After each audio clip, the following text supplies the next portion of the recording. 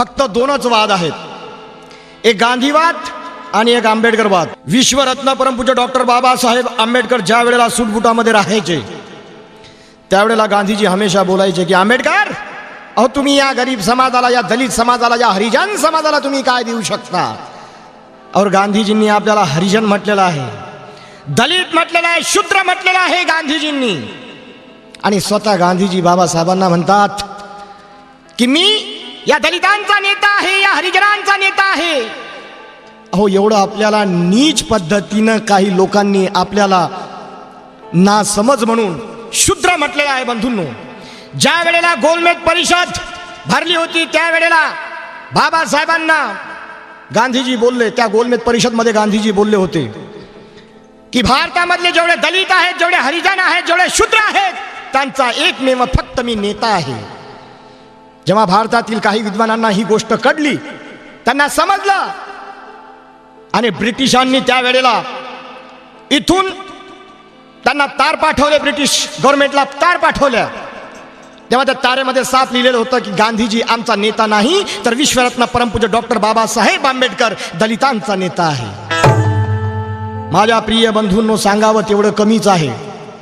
गांधीजी बोलले होते की या हरिजन समाजाला मी रोटी, कपडा आणि मकान देऊ शकतो.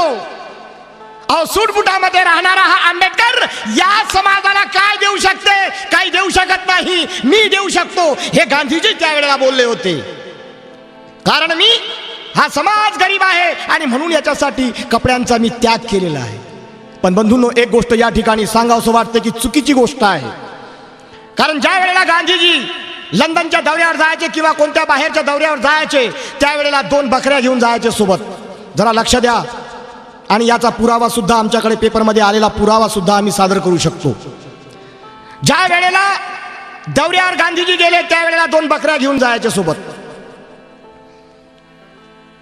एक वेळा लंडनच्या दौऱ्यावर ज्या वेळेला गांधीजी गेले होते त्यावेळेला तिथल्या पत्रकारांनी त्यांना विचारलं की गांधीजी समोर उतरत आहेत, त्यांच्या पाठोपाठ त्यांचे कर्मचारी 2 जण बकऱ्या घेऊन येत आहेत आणि त्यांच्या सोबत काजू, बदाम, पिस्तांनी भरलेल्या गोण्या घेऊन येतात, पोती घेऊन येत आहेत. त्यावेळेला पत्रकारांनी विचारलं, काय विचारलं पत्रकारांनी की गांधीजी, अहो तुम्ही प्रत्येक वेळा ज्या वेळेला दौऱ्यावर येता त्यावेळेला हे बकऱ्या कशाला आणता तुम्ही? तेव्हा गांधीजी काय बोलले होते की समाज कार्यामध्ये मी एवढा गुंगून गेलेला आहो, एवढा व्यस्त आहो की मला जेवायला सुद्धा वेळ मिळत नाही.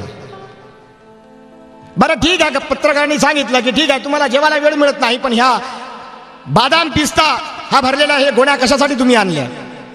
तेव्हा गांधीजी बोलले की मला बदाम, पिस्ता खायला सुद्धा वेळ मिळत नाही आणि म्हणून मी बकऱ्या सोबत आणतो, त्यांचं बकऱ्यांना हे बदाम, पिस्ता चारतो आणि त्याचं दूध मी पितो, असे गांधीजी बोलले होते. हो, आणि म्हणून म्हणायचं आहे बंधूंनो की माझ्या प्रिय बांधवांनो, ज्या वेळेला या भारत भूमीवरती अरे हे गरीब जनता पोटाची खडगी भरण्यासाठी वनवन भटकत होती, तेव्हा स्वतःला हरिजनाचा नेता म्हणणारा हा गांधी अरे बकऱ्यांना गवताऐवजी, भाजीपाल्याऐवजी, झाडपाल्याऐवजी काजू आणि बदाम चारत होता.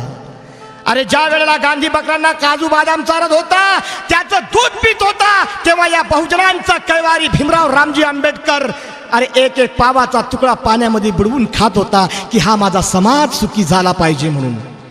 अरे ज्या वेळेला गांधी बकऱ्यांना काजू, बदाम चारत होता, त्याचं दूध पित होता, तेव्हा या बहुजनांचा कैवारी भीमराव आंबेडकर एक एक पावाचा तुकडा पाण्यामध्ये बुडवून खात होता. आणि ज्या वेळेला गांधी बकऱ्यांना काजू, बदाम घालून त्याचं दूध पित होता, त्या काळच्या दलित समाजातील जन्मलेल्या लेकरांना त्याच्या मायेचं दूध सुद्धा मिळत नव्हतं रे, दूध सुद्धा मिळत नव्हतं.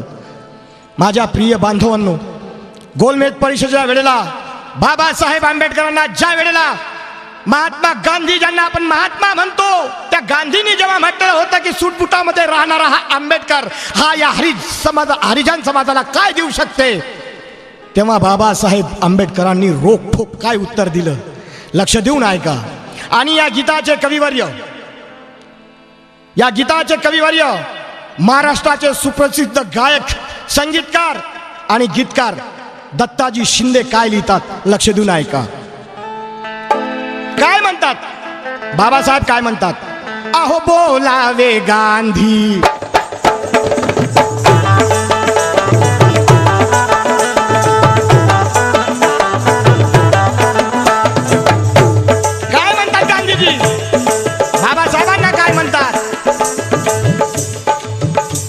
सूटबुटामध्ये राहणारा आंबेडकर या दलित समाजाला काय देऊ शकते आणि या शूद्रांना काय देऊ शकते आणि या हरिजनाला काय देऊ शकते, स्वतः गांधी बोलायचे. तेव्हा बाबासाहेब काय म्हणतात की मिस्टर गांधी, अहो मी या सूटबुटामध्ये आहे कारण उद्याचा माझा समाज हा सूटबुटामध्ये राहिला पाहिजे. मला बघून ते सूटबुटामध्ये राहतील. आणि म्हणून बाबासाहेब काय म्हणतात, अहो बोलावे गांधी तसे चालावे गांधी, बोलावे गांधी चालावे गांधी, बोलावे गांधी चालावे गांधी. रोकठोक बोलतोय आंबेडकर, रोकठोक बोलतोय आंबेडकर. काय देणार तुम्ही, काय देणार तुम्ही, रोटी कपडा आणि घर, तुम्ही तर लंगोटीवर. काय देणार तुम्ही, रोटी कपडा आणि घर, तुम्ही तलंगोटीवर. काय देणार तुम्ही, रोटी कपडा आणि घर, तुम्ही तलंगोटीवर.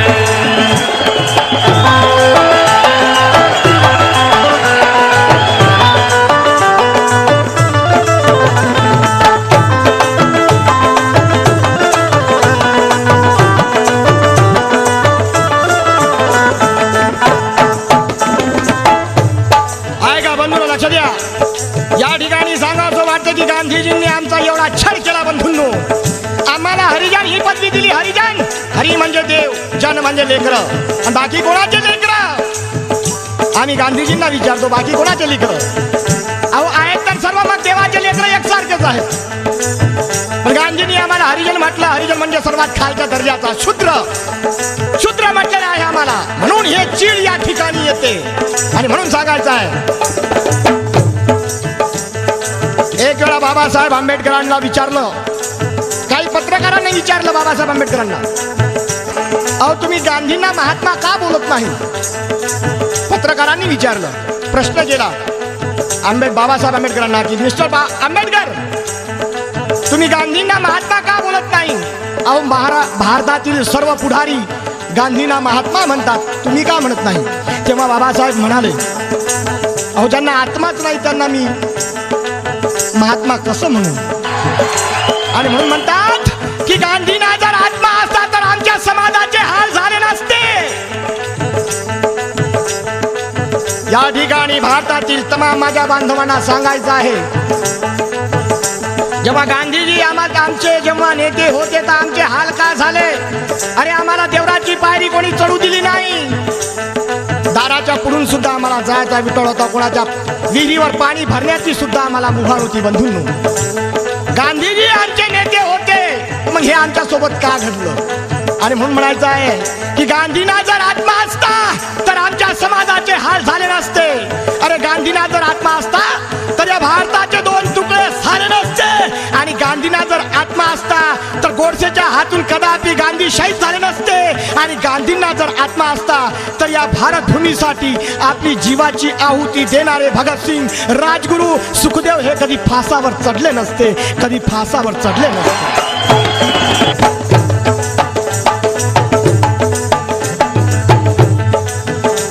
आणि म्हणून म्हणायचं आहे काय, अरे स्वतःलाच नाही तुझ्याला काय देणार. स्वतःलाच नाही तुझ्याला काय देणार. स्वतःलाच नाही तुझ्याला काय देणार. नौका दलितांची किनारी काय नेणार. नौका दलितांची किनारी काय नेणार. नौका दलितांची किनारी काय नेणार. अहो दक्ष राहावे, कार्य करावे. अहो दक्ष राहावे, अधिकार्य करावे. श्रम ठरावे जगी अजरामर. श्रम ठरावे जगी अजरामर. काय देणार, काय देणार, रोटी कपडा आणि घर, तुम्ही तर लंगोटीवर. काय देणार तुम्ही, रोटी कपडा आणि घर, तुम्ही तर लंगोटीवर. काय देणार तुम्ही, रोटी कपडा आणि घर, तुम्ही तर